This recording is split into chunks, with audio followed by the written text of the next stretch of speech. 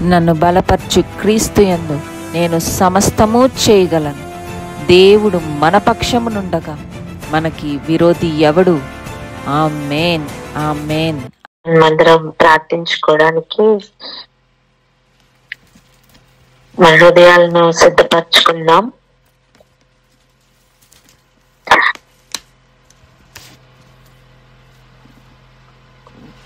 యేసు ప్రభు వారిని సిలువ వేయడానికి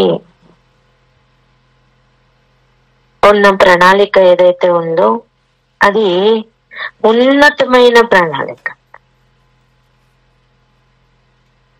సిలువ వేయడానికి వారు వేసిన ప్రణాళిక ఉన్నతమైనదని అనట్లేదు. సిలువకు తను తాను అప్పగించుకుంటున్న ప్రణాళిక గొప్పదంటున్నాను.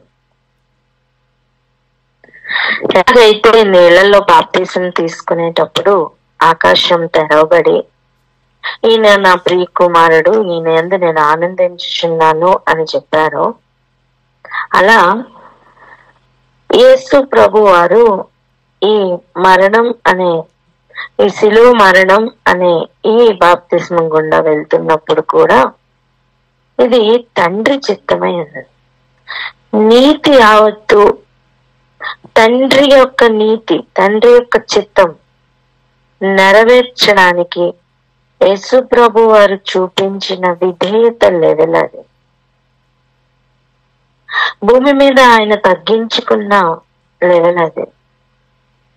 అన్ని నామముల కంటే కూడా ఆయన పై నామముగా మారడానికి, ఆయన నామం రావడానికి ఆయన భూమి మీద చేసిన ముఖ్యమైన ఒకే ఒక్క పని ఏంటి అంటే అంతగా ఆయన తగ్గించుకోవడం, తను తాను రిక్తునిగా చేసుకోవడం, పూర్తిగా తండ్రి చిత్తానికి అప్పగించుకోవడం. ఆ క్రమంలోనే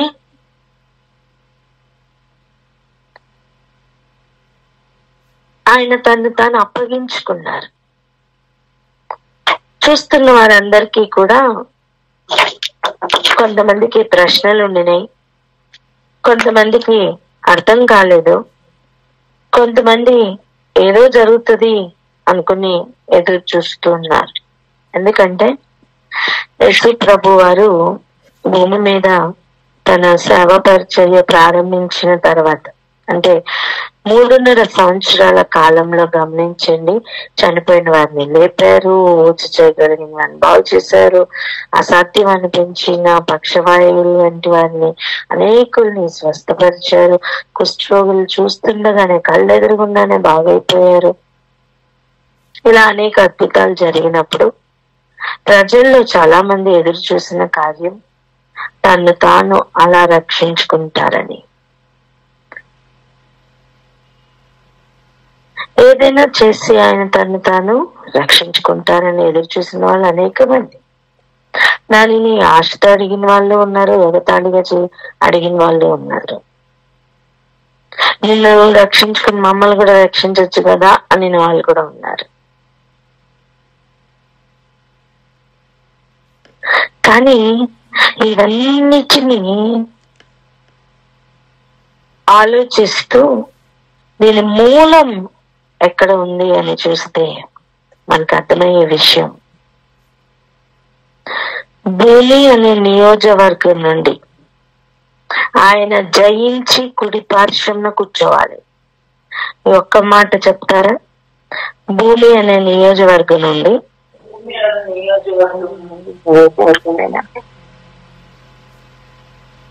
జయించి తండ్రి కుడి పార్శ్వంలో కూర్చోవాలి.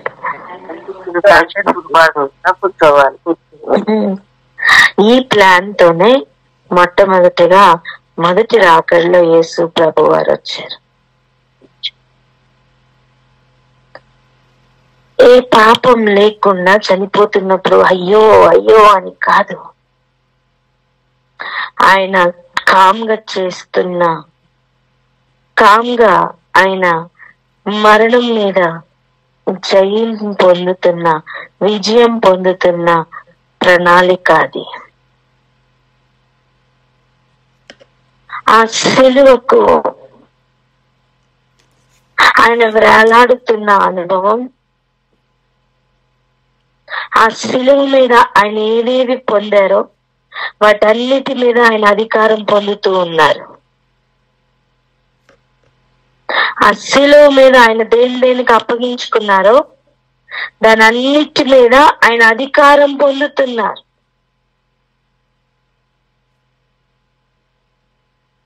చూడండి,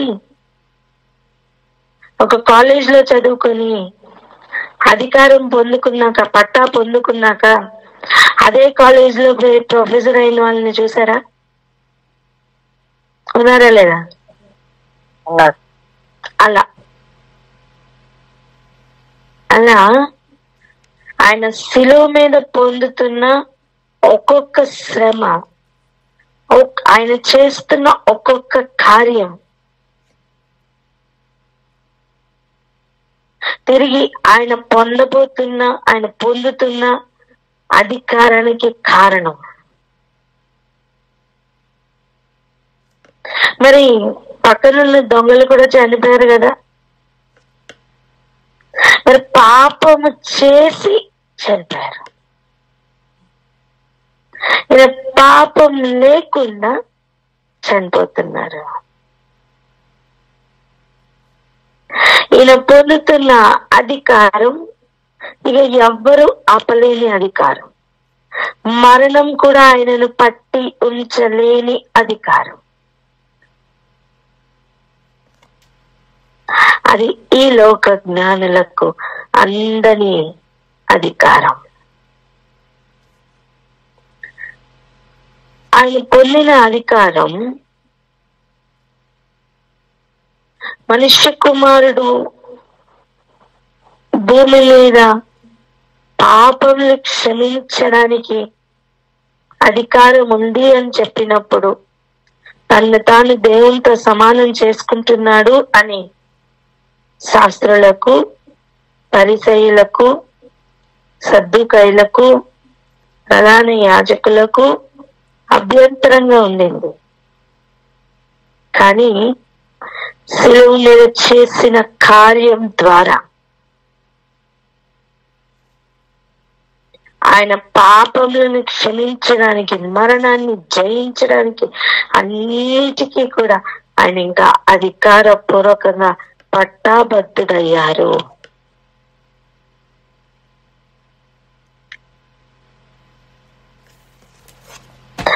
అటువంటి గొప్ప కార్యం ప్రభువు నా ప్రభువుతో చెప్పారు. ప్రభు ఎవరండి? దేవుడు, తండ్రి అయిన దేవుడు. నా ప్రభు అన్నప్పుడు ఎవరు? ఆయన యేసు ప్రభు. తండ్రి అయిన ప్రభు యేసు ప్రభుతో చెప్తూ ఉన్నారు, యా నీ శత్రువులను నీ పాదములకు పీఠముగా చేస్తా, అంతవరకు నా కుడి పార్శ్వంన కూర్చో అని చెప్తున్నా. ఆ మాటలో ఉన్న సగ భాగం ఆ శిలువ మరణం మీద జరిగింది. ఆ శిలువ మరణం ద్వారా నెరవేరింది. అందుకే కుడి పార్శ్వమున అఫీషియల్ గా ఆ సింహాసనాన్ని అధిరోహించడానికి యూదా గోత్రపు సింహానికి అవకాశం దొరికింది. ఈ నెక్స్ట్ ఇంకేముంది అంటే శత్రువులను పాదపీఠంగా చేయాలి. చెప్పండి, నెక్స్ట్ ఇంకేముందని? శత్రువులను పాదపీఠంగా చేయాలి.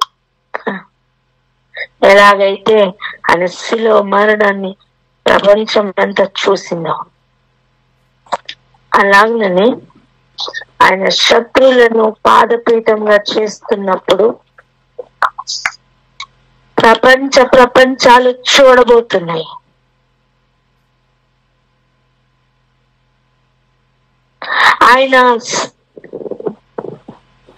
ఆయన శత్రువులను పాదపీఠంగా చేస్తున్నప్పుడు ఆ శత్రువుల యొక్క దాస్యత్వంలో ఉన్న ప్రతి ఒక్కరికి కూడా విడుదల ఏ స్థాయిలో ఉండబోతుందంటే, అమ్మా మనుషులుగా మనం కనిపెడుతున్నామో లేదో తెలియదు కానీ ప్రకృతి కూడా ఎదురు చూస్తుంది. చెప్పండి, ఎవరు ఎదురు చూస్తున్నారు? ప్రకృతి. ఆయన చేస్తాను అని చెప్పిన ఏ మాట నెరవేర్చబడక ఆగలేదు. ఆమేన్. హల్లెలూయా. అలాగైతే ఆయన శత్రువులను పాదపీఠంగా చేస్తున్న సమయం కూడా ఒక గొప్ప యుద్ధమే జరుగుతుంది. చెప్పండి, యుద్ధమే జరుగుతుంది. యుద్ధమే జరుగుతుంది. ఈరోజు ఆయన ఎదురు చూస్తున్నది దేని కొరకంటే, అటువంటి యుద్ధము కొరకు, ఇష్టపూర్వకంగా వస్తున్న వారి కొరకు, కష్టంగా వస్తున్న వారి కొరకు కాదు. చూడండి, ఒక ఉద్యోగంలో నువ్వు జాయిన్ అయినప్పుడు ఆ ఉద్యోగం నీకు నచ్చకపోతే ఏం చేస్తావు? వేరే చూసుకుంటాం. వేరే చూసుకుంటావు. నేను అడుగుతున్న ప్రశ్న, దేశంలో కాపాడడానికి, శత్రువులతో యుద్ధం చేయడానికి ఒప్పుకున్న సైనికుడు ఇంకే ఉద్యోగం చూసుకోగలడు అని. నేను అంటున్నది రిటైర్ అయిపోయిన వాళ్ళ గురించి కాదు. ఒక సైనికుడిగా సిద్ధపడినప్పుడే వారి యొక్క సిద్ధపాటు ఆ దేశం కొరకు వారి ప్రాణాలు ఇవ్వడానికి కూడా ఒక శ్రేష్టమైన సిద్ధపాటు వారి అంతరంగంలోని జరిగి ఉంటుంది.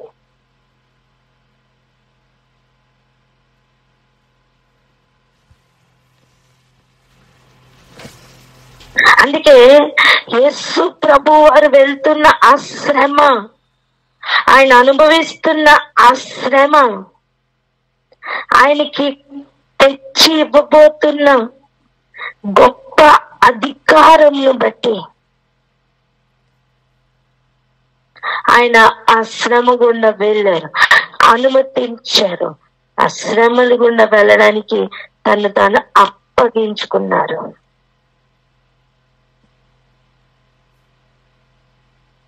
మాట చదువుకున్నాం రండి. రోమా పత్రిక 8వ అధ్యాయం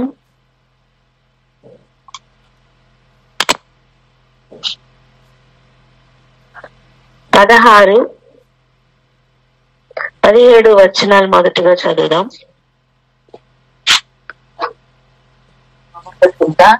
8వ అధ్యాయము 16, 17 వచనాలు చదువుతాండి. మనము దేవుని పిల్లలమని ఆత్మ తానే మన ఆత్మతో కూడా సాక్ష్యం ఇచ్చుచున్నాడు. మనము పిల్లలమైతే వారసులము, అనగా దేవుని వారసులము, క్రీస్తుతో కూడా మహిమ పొందుటకు ఆయనతో శ్రమపడిన ఎడల క్రీస్తు తోడి వారసులము. హల్లెలూయా. దేవునికి వారసుడుగా ఉన్న యేసు ప్రభువుకు మనం వారసులుగా మారాలి. అందుకే పిలువబడ్డాం. చెప్పండి, అందుకే పిలువబడ్డాం. ఇప్పుడు యేసు ప్రభుకి వారసులుగా ఉండాలి అంటే మనం ఎలా ఉండాలి?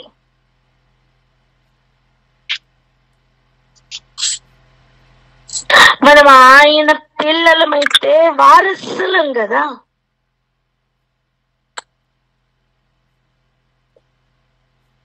కోతి పిల్ల కోతిలాగానే ఉంటుందా లేదా?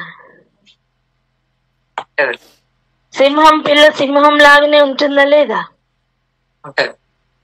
అప్పుడు యేసుకు వారసులమైతే, దేవునికి పిల్లలమైతే మనం ఎలా ఉండాలి? దేవుని పిల్లల్లాగే ఉండాలి, ఆయనలాగే ఉండాలి. ఆ మనస్తత్వమే కావాలి. మనం దేవుని వారసులము అంటే క్రీస్తుతో కూడా మహిమ పొందుటకు ఆయనతో కూడా శ్రమ పడే అనుభవంలోకి వెళ్ళాలి.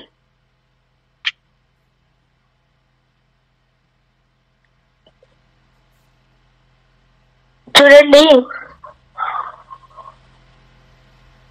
నాకు ఒక అవసరత ఉంది, నా అవసరత కోసం నువ్వు మాత్రం ఉపవాసం ఉన్న నేను 3 పూట్ల తింటానంటే ఎలా ఉంటది?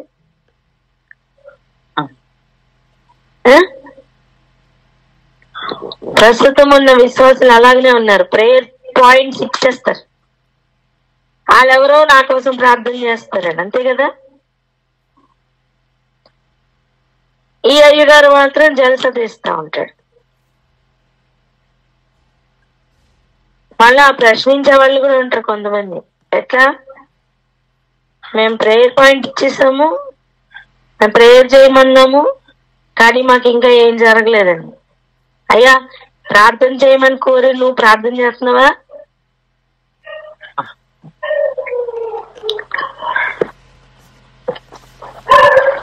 గమనించండి. అలా శ్రమలన్నీ క్రీస్తుకి, సుఖాలన్నీ మనకి అంటే ఎలా అవుతుంది? క్రీస్తుతో కూడా మహిమ పొందాలి అంటే ఆయనతో కూడా శ్రమ పొందాలి. అలా శ్రమ పడితేనే క్రీస్తు తోడి వారసులు. నండను అలా శ్రమ పడితేనే శత్రువులు పాదానికి పీఠంగా వస్తారు. ఒక మాట చెప్పనా, ఆయన శత్రువులు ఆయన పాదానికి పీఠంగా వస్తారు, నీ శత్రువులు నీ పాదానికి కూడా పీఠంగా వస్తారు, ఆయన వారసులైతే. ఆమేన్. చూడండి, అసలు ఆయన పొందబోతున్న మహిమ, ఆయన బట్టి ఆయన వెళ్తున్న, ఆయన చేస్తున్న సిలువ కార్యం ఏంటో ఆయనకి క్లియర్ గా తెలుసు. ఇది ఎలా ఉండగా మరి ఆయన పొందబోతున్న మహిమ, ఆయన ఎట్టి మహిమలో ఆయన పరలోకంలో ఉంటారో కూడా ఆయనకి తెలుసు. ఆ విషయాలు వివరించడానికి వస్తే భూమి మీద ఉన్నవారు అంగీకరించలేదు కనుక భూమి మీద ఉన్న వారితో ఆయన చెప్పిన అనేక మాటల్లో ఒక మాట, భూమి మీద విషయాలే మీకు చెప్తున్నప్పుడు మీరు అంగీకరించకుండా ఉన్నారే, గ్రహింపు లేకుండా ఉన్నారే, మరి పరలోకంలో ఉన్న సంగతులు చెప్తే మీరు ఎలా గ్రహిస్తారు అని అడిగారు.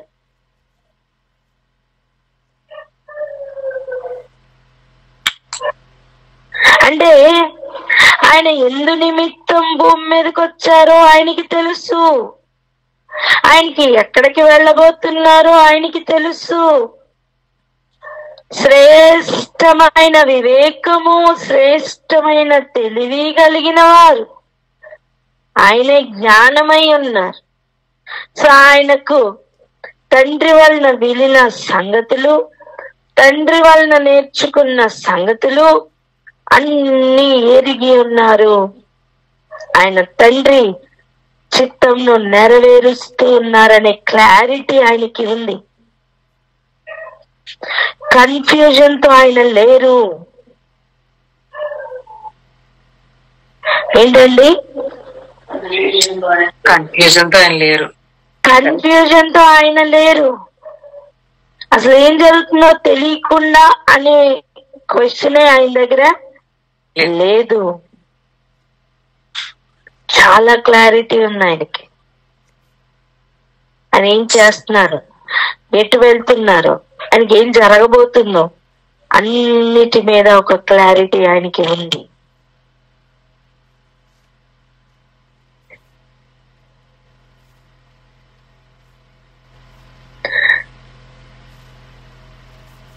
ఆయన చేస్తున్న ఆ కార్యం ద్వారా ఆయన పొందబోతున్న అధికారం ఆయనకి తెలుసు.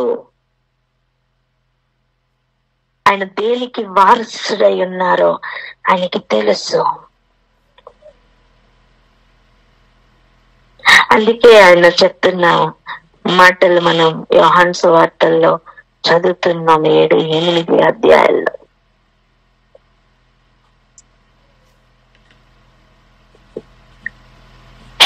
అందుకే చూడండి రోమపత్రిక 8:18 నుండి చూడండి, మన ఎడల ప్రత్యక్షము కాబోవు మహిమ ఎదుట ఇప్పటి కాలపు శ్రమలు ఎన్న తగినవి కావని ఎంచుకున్నాను.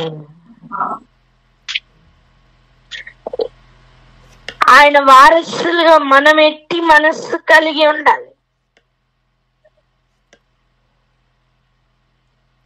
ఆయన పొందుతున్న వారసత్వంలోని నువ్వు కూడా ఆ లైన్ లో రావాలి అంటే ఇప్పటి కాలపు శ్రమలు ఆప్రాలు అనిపించాలి.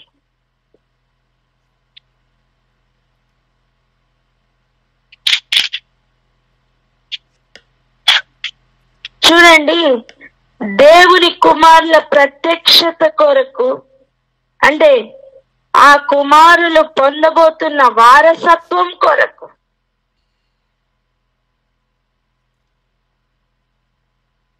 సృష్టి మిగుల ఆశతో తేరి చూచుచూ కనిపెట్టుచున్నది.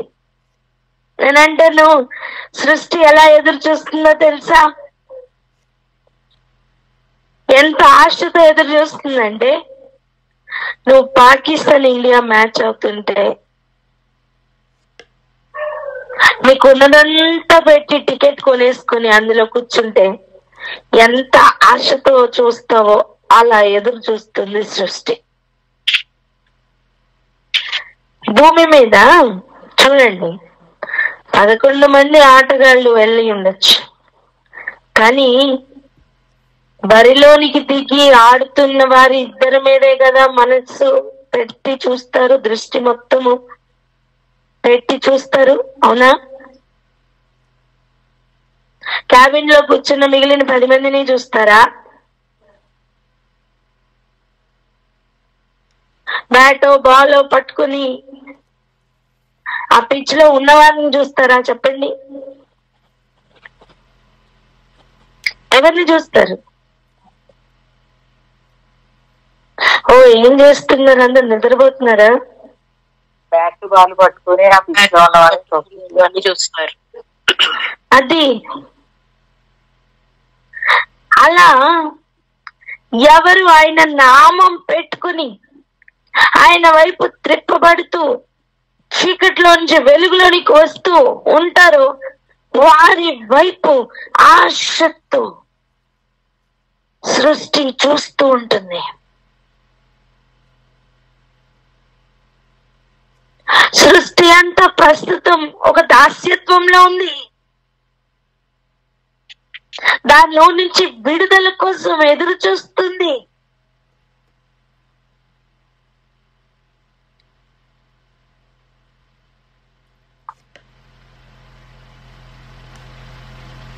యజమానుడు మార్పు పొందాలని ఎదురు చూస్తుంది. ఎలా తెలుసా? ఒక కంపెనీ ఉందనుకోండి, ఆ కంపెనీ తాలూకా మేనేజర్ అస్సలు బాలేడు అనుకోండి. అప్పుడు అక్కడ ఉన్న ఉద్యోగస్తులందరూ కూడా ఎంత నలిగిపోతూ ఉంటారు. చెప్పండి, వీడు ఎప్పుడు వెళ్ళిపోతాడా అని ఎదురు చూస్తారా లేదా? చెప్పండి. రాబోతున్నవాడు చాలా మంచోడని ఇన్ఫర్మేషన్ ఉందనుకోండి, ఎప్పుడు వస్తారా వాళ్ళు, ఎప్పుడు వీడు వెళ్ళిపోతాడా అని ఎదురు చూస్తారా? అవునా? అలా ఈ లోక అధికారి చేతిలో నుండి విడుదల పొంది రాబోతున్న దేవుని కుమారులు లేదా దేవుని వారసుల చేతిలోని పడడానికి సృష్టి అంత ఆశతో ఎదురు చూస్తుంది.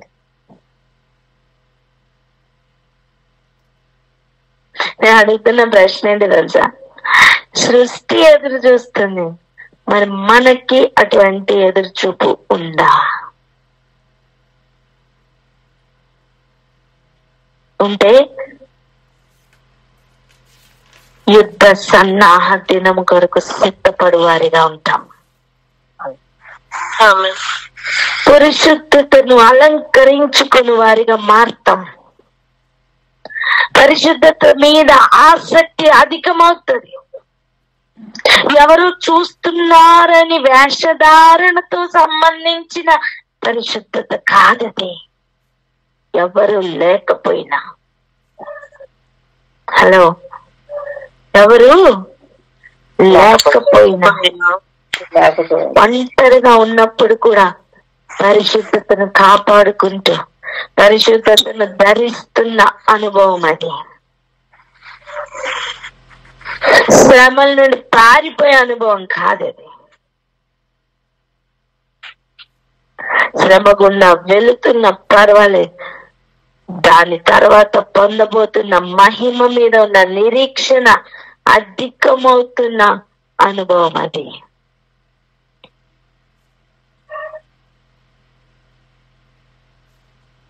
చూడండి 20వ వచనం, ఏలయనగా సృష్టి నాశనమునకు లోనైన దాస్యంలో నుండి విడిపింపబడి, అంటే ఏంటి, ఇంకా దాస్యత్వంలోనే ఉన్నాదని కదా, విడిపింపబడి దేవుని పిల్లలు పొందబోవు మహిమ గల స్వాతంత్రం పొందుదును అను నిరీక్షణ గలదై, స్వేచ్ఛగా కాక దానిని లోపరిచిన వాని మూలముగా వ్యర్థపరచబడెను. సృష్టికి నిరీక్షణ ఉంది. ఏం నిరీక్షణ? స్వాతంత్రం పొందుతాననే నిరీక్షణ. ఎప్పుడు? దేవుని పిల్లలు పొందబోతున్న స్వాతంత్రంను బట్టి, అది కూడా స్వాతంత్రం పొందుతానని వ్యక్తి అంటాను. ఆదాం నీ నిమిత్తం భూమి శపించబడింది అన్నప్పుడు ఈరోజు భూమి ఇంకా వ్యక్తి అయ్యా వీళ్ళ మీద నుండి వీళ్ళకి ఇచ్చిన పనిష్మెంట్ కాలం పూర్తి అయిపోతే నాకు కూడా విడుదల దొరుకుతుందని వెయిటింగ్.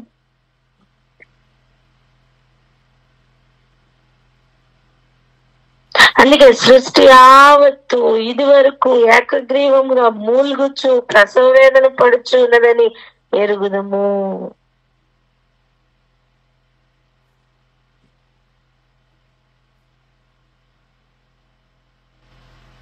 యుద్ధం అంటే పారిపోవడం కాదు, దాని గురించి సిద్ధపడాలా. యేసయ్య దగ్గరికి వస్తే నాకేదో మంచి జరిగిపోతుంది, లేదంటే ఇంకేదో జరిగిపోద్ది. కేవలం అదే కావాలి అంటే, కేవలం ఈ లోకపు సంగతులు మాత్రమే తీరాలి అంటే కాదండి, కాదు. మనసులో మార్పులు రావాలి, గమ్యం ఏంటో కనబడాలి.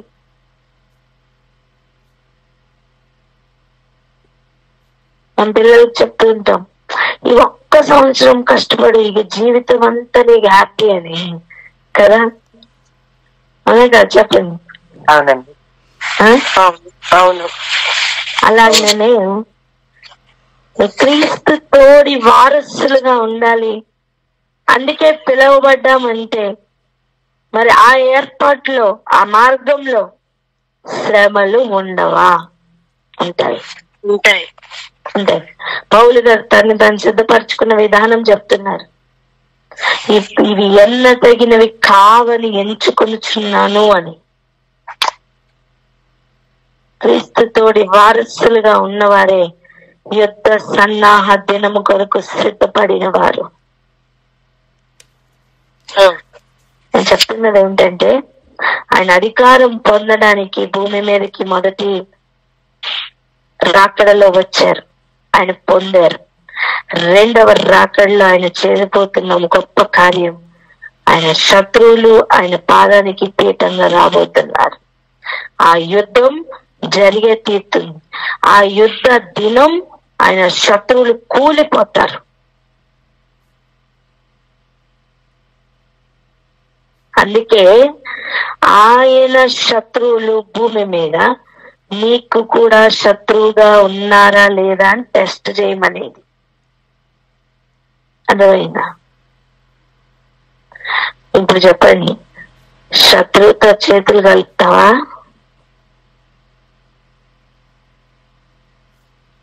చెప్పండి. బుద్ధిహీనత అనేది మనల్ని దేవునికి దూరం చేస్తున్న శత్రువు, వారసత్వాన్ని పొందకుండా చేస్తున్న శత్రువు.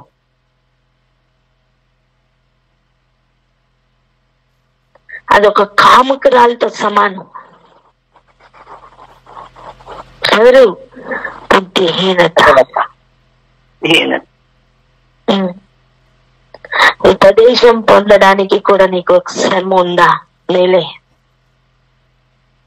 ఉపదేశం పొందడానికే శ్రమ ఉంటే ఉపదేశం పొందిన తర్వాత దాని ప్రకారం నడవడానికి ఒక శ్రమ ఉండదా? ఉంటది. కానీ దాన్ని అనుమతించు, వారసుడుగా మారు. నువ్వెప్పుడు ఎలా జయిస్తావని సృష్టి కూడా ఎదురు చూస్తుంది. నువ్వు పొందబోతున్న స్వాతంత్రం వెనక సృష్టి కూడా స్వాతంత్రం పొందబోతుంది. నువ్వు పొందిన పనిష్మెంట్ కి పక్కన ప్యారలల్ గా మన నిమిత్తం సృష్టి కూడా అనవసరమైన దాస్యత్వానికి లోపరచబడింది. మనం పొందబోతున్న స్వాతంత్రంలో భాగంగా వానికి కూడా, అంటే సృష్టికి కూడా స్వాతంత్రం కలగబోతుంది.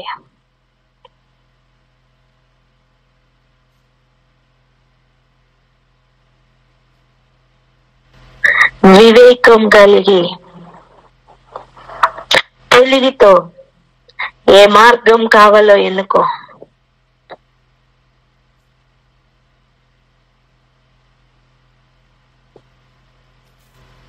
ఈ సైనికులుగా తయారవడానికి ఇష్టపూర్వకంగా ఆయన యొద్దకు వస్తావా? కష్టంగా కాదు నాన్న, ఇష్టంగా.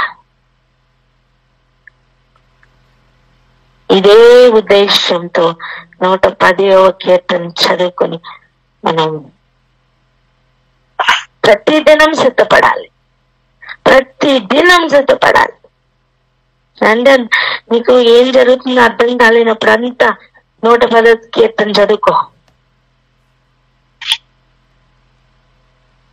చెప్పండి, ఏం చదువుకోవాలి? 110వ కీర్తన. 91వ కీర్తన చదువుకొని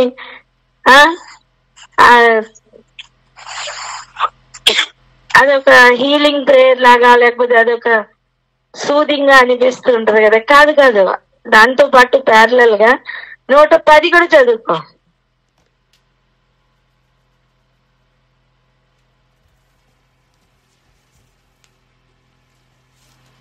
ఆయన ప్రణాళికలు అర్థమవుతాయి. నువ్వు ఆయన వారసుడివి నాన్న. పక్కవారితో చెప్పండి, నువ్వు ఆయన వారసుడు అని. ఆయన వారసుడు.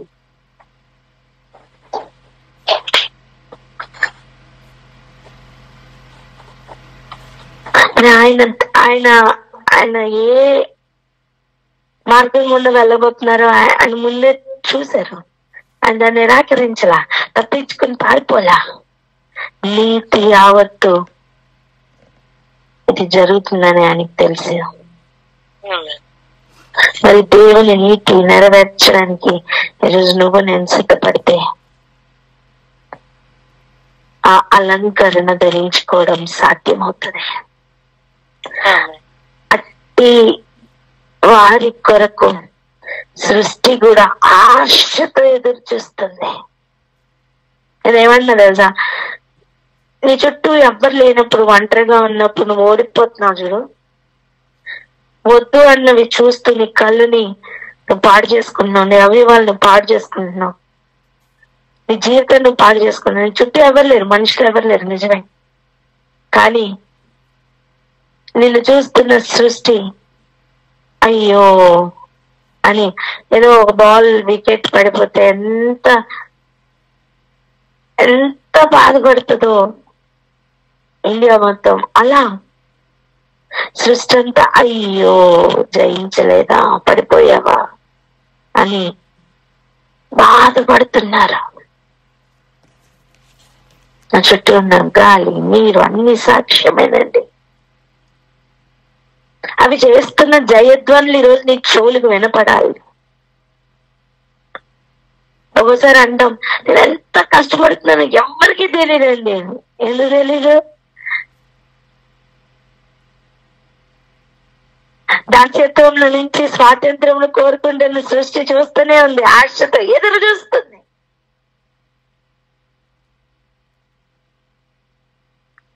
శ్రమలో ఉండి కూడా పౌలు ప్రార్థిస్తూ స్తుతిస్తూ ఉంటే భూమి కూడా మ్యూజిక్ లేకుండా ఉండలేకపోయిందండి. దద్దరిల్లుతుంది, అదురుతుంది.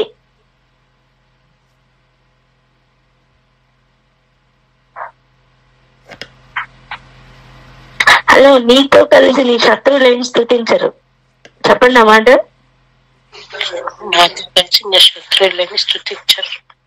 స్తుతించలేరు. నీతో కలిసి ఎవరు స్తుతించగలరు? ఎవరు స్తుతిస్తారంటే నీ తోడి వారసులు.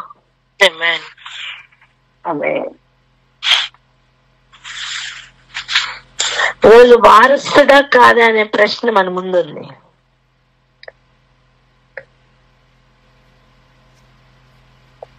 మన జీవితం, మన ప్రవర్తన, మన ఆలోచనలు అన్ని మనం లిస్ట్ అవుట్ చేసుకుంటే అసలు మనం వారసులా కాదా అని మనకే తేలిపోద్ది. ఎక్కడెక్కడ మార్పు చేసుకోవాలో చేసుకుందాం, ఎక్కడెక్కడ ఆలోచన విధానం మారాలో మార్చుకుందాం. ప్రార్థనతో మాత్రమే అది సాధ్యం. ప్రవర్తనలో రావాలి మార్పు.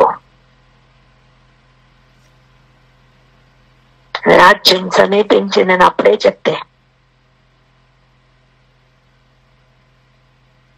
దాని కొరకు ఏం చెయ్యాలో అప్పుడే చెప్పారు. ఏంటి, ఎక్కడ రావాలి మార్పు? మనస్సులో రావాలి.